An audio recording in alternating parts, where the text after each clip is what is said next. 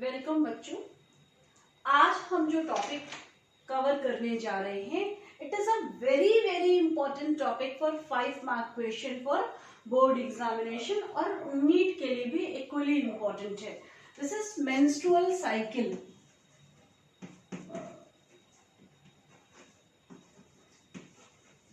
Board में question कैसे आता है? तो बोर्ड में 5 नंबर का क्वेश्चन आता है, list various stages of menstrual cycle along with hormonal level in different stages and the events which occur.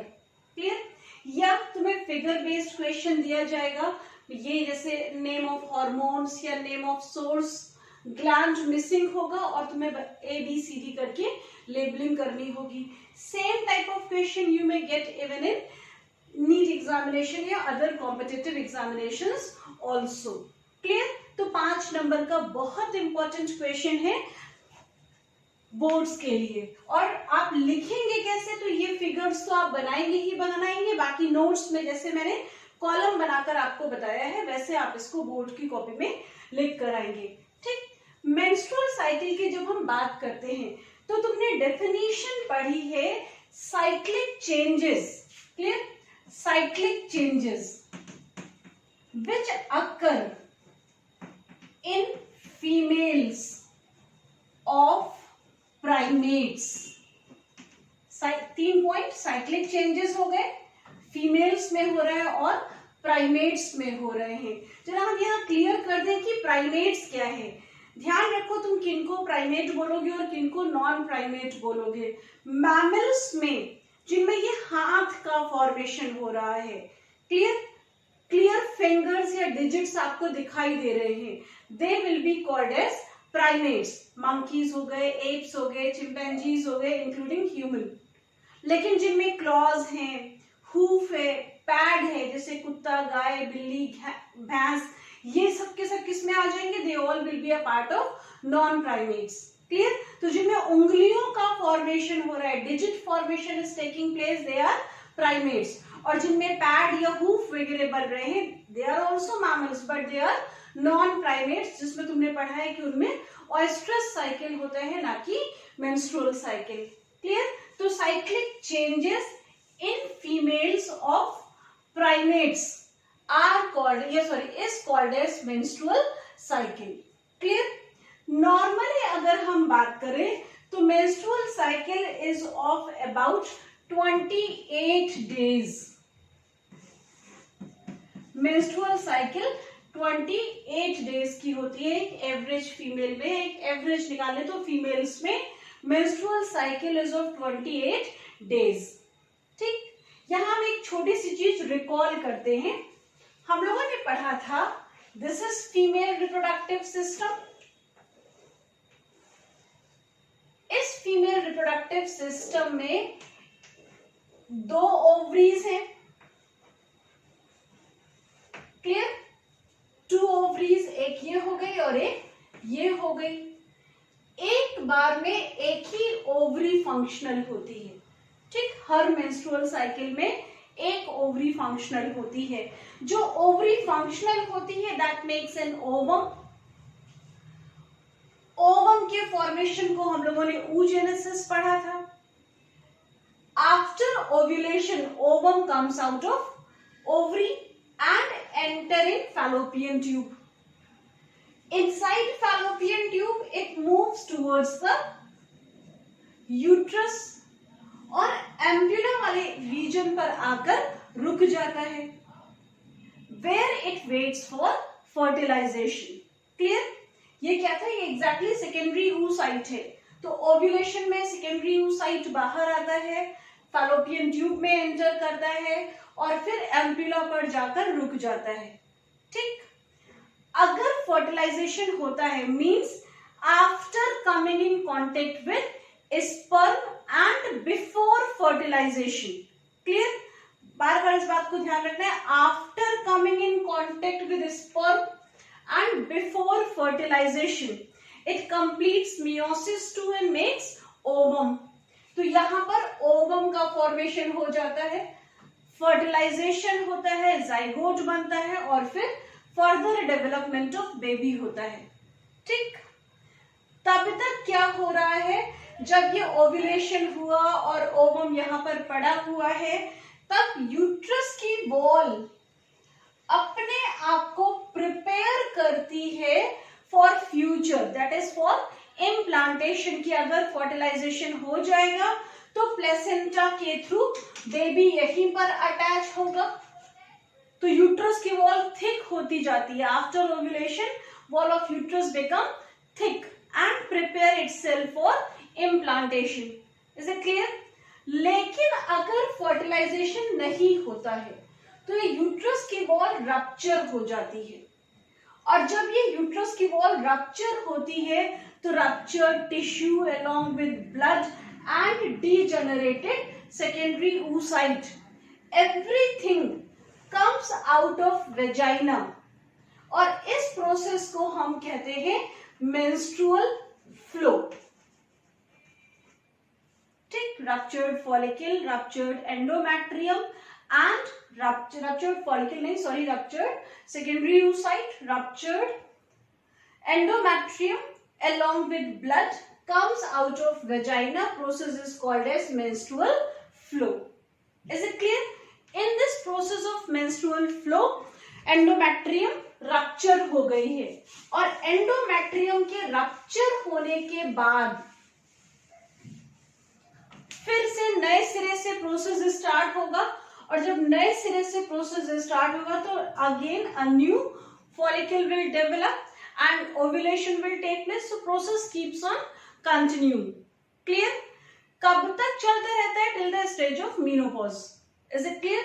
तो जो फर्स्ट मेंस्ट्रुएशन होता है वो इस बात को इंडिकेट करता है कि बॉडी में ओव्यूलेशन होने लग गया है, और इसी को हम कहते हैं menarche.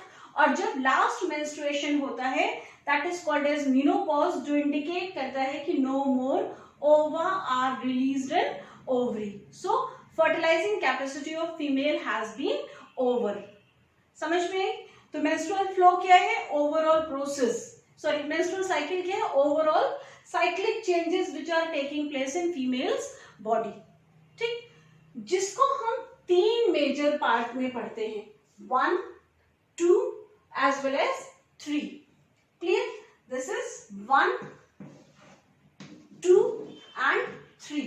The overall process of menstrual cycle can be divided into 3 phases. कौन कौन से 3 फेज? तो पहला फेज है menstruation phase.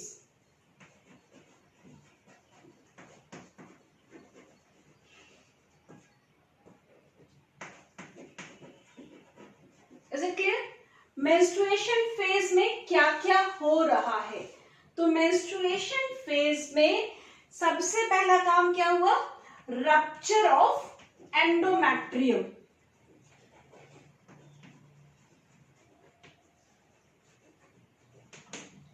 एंडोमेट्रियम रप्चर हो गई, और दूसरा काम क्या हो रहा है?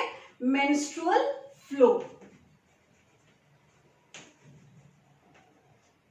The menstruation phase is characterized by rupturing of endometrium and menstrual flow. इस समय हार्मोनल लेवल की अगर हम बात करें तो LH that is leukotropic hormone, FSH follicle stimulating hormone, oestrogen and progesterone सबका लेवल लो रहता है, तो level of all hormones remain low. ठीक, मेंस्ट्रुअल फेज मेंस्ट्रुअल साइकिल के 28 डेज में 0 से 5 डेज तक जनरली होती है। ठीक है, जिसको इट लास्ट फॉर या फीमेल टू फीमेल ये वैरी करती है। तो menstrual flow last from 3 to 5 days. किसी को 3 डेज का मेंस्ट्रुएशन हो रहा है तो किसी को 4 का, किसी को 5 का इन जनरल। तो मेंस्ट्रुअल जो फ्लो होता है that last for 3 to 5 days. ठीक, सेकेंड है proliferative phase. Is it clear? Proliferative phase में क्या हो रहा है? अब अगर हम इस फिगर से कंपेयर करें तो 0 से 5 डेज में मैंने मेंस्ट्रुअल फ्लो लिखा है। 5 से 14 डेज के बीच में क्या हो रहा है? तो 5 से 14 डेज के बीच में डेवलपमेंट ऑफ फॉलिकल हो रहा है।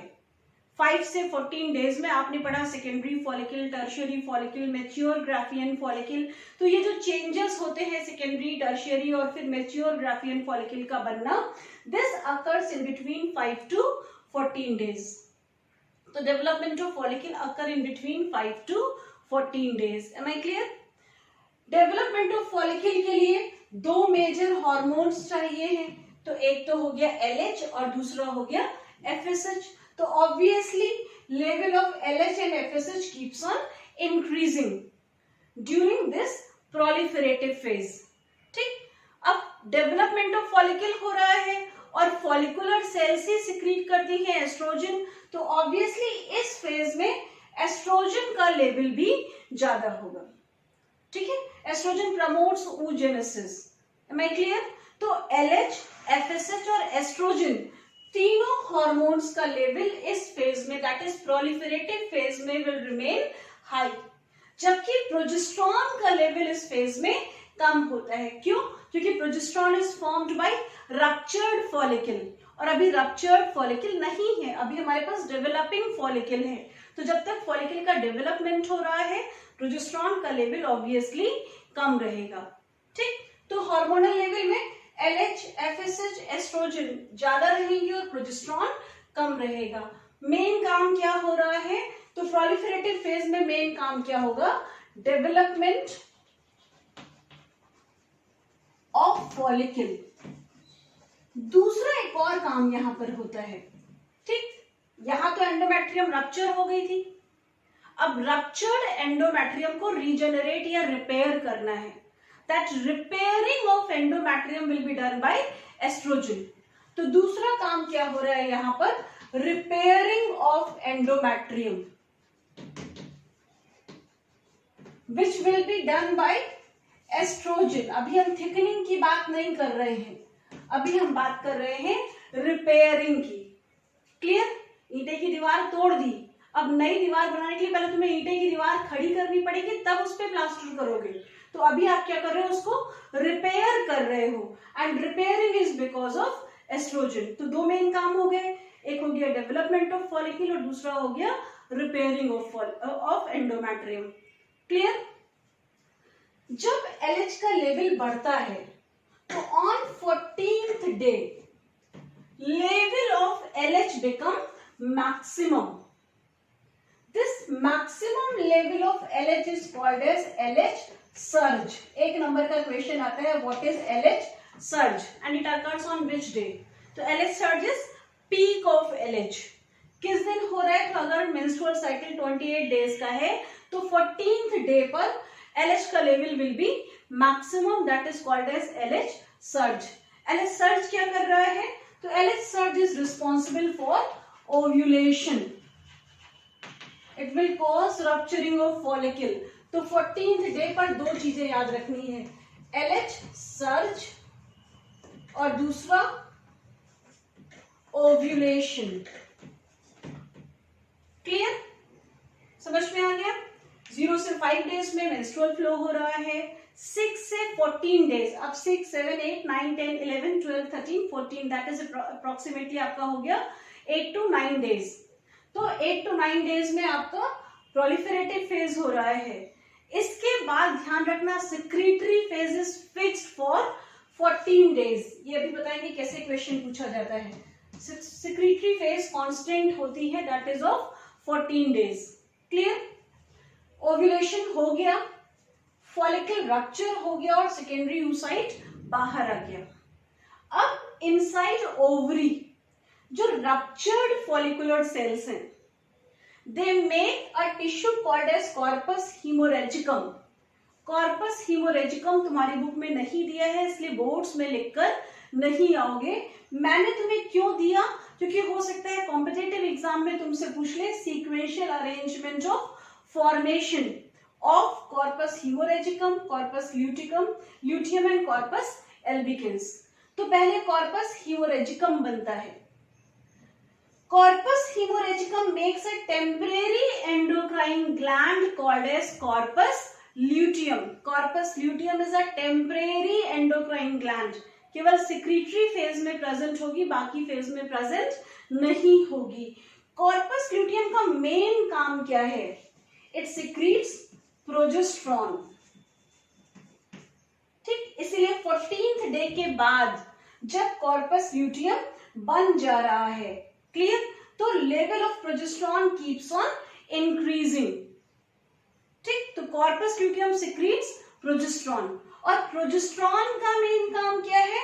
It is causing thickening of endometrium. पहले की कंपैरिजन में एंडोमेट्रियम मोटी होती जा रही है, और एंडोमेट्रियम क्यों मोटी हो रही है?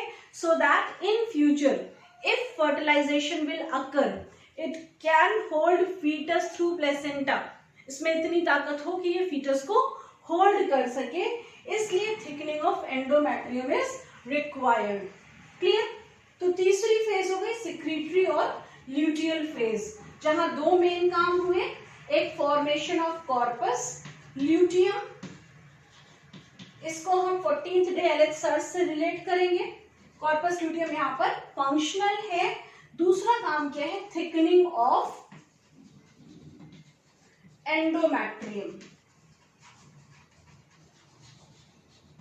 इस समय LH और FSH का लेवल कम रहता है, जबकि एस्ट्रोजन और प्रोजेस्टेरॉन का लेवल हाई रहता है। Corpus luteum also secrete estrogen, तो यहाँ पर एस्ट्रोजन और प्रोजेस्टेरॉन का level will remain high.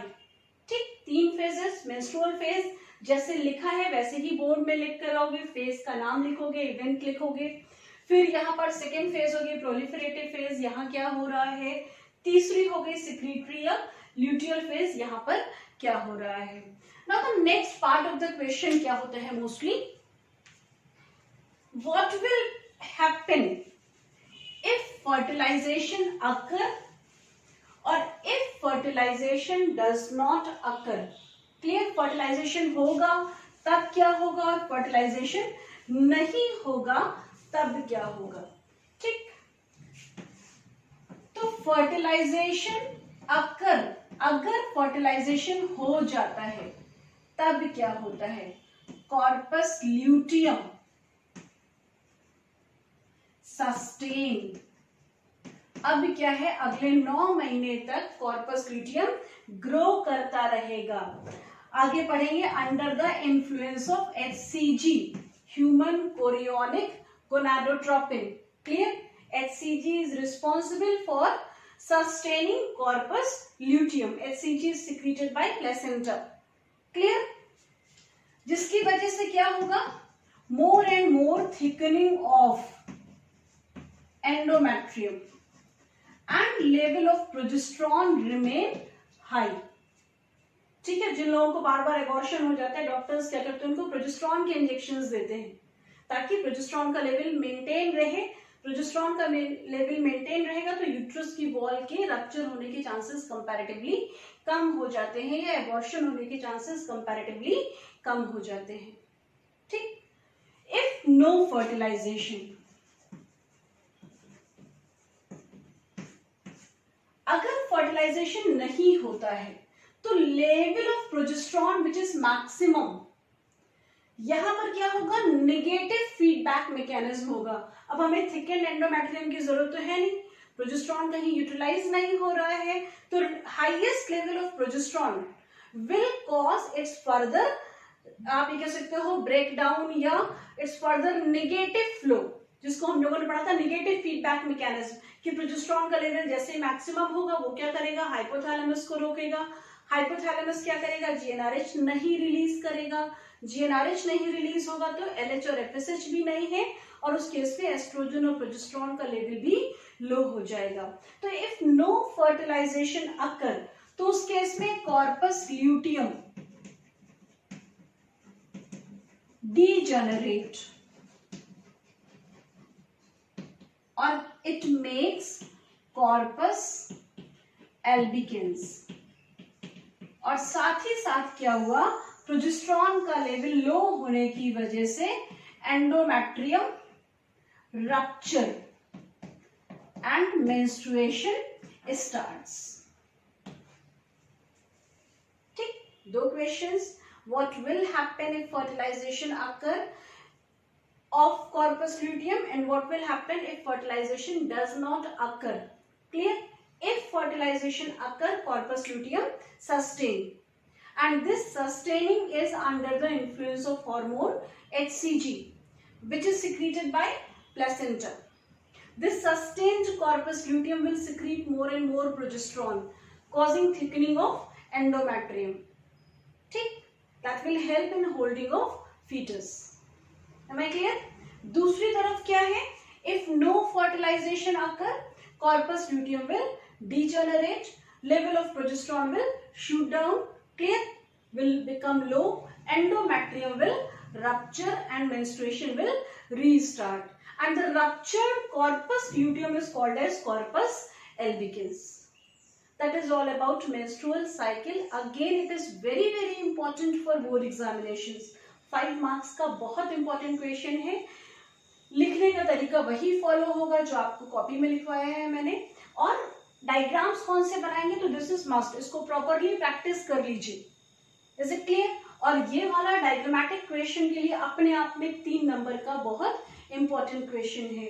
Corpus haemorrhagicum पे हम क्रॉस लगा दे रहे हैं क्योंकि ये आपकी एनसीईआरटी में नहीं दिया है, इसलिए आप इसको बोर्ड में मेंशन नहीं करेंगे.